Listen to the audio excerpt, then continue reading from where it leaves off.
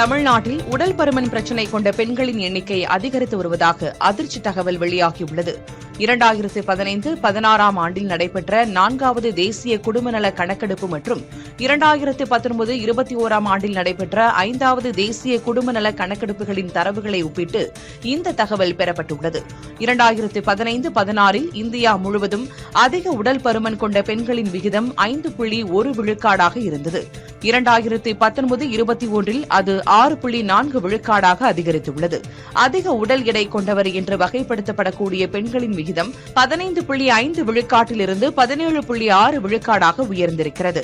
ஓரளவு ஒல்லியாக இருக்கும் பெண்களின் விகிதம் 13.3 விழுக்காட்டிலிருந்து 11 விழுக்காடாக குறைந்திருக்கிறது.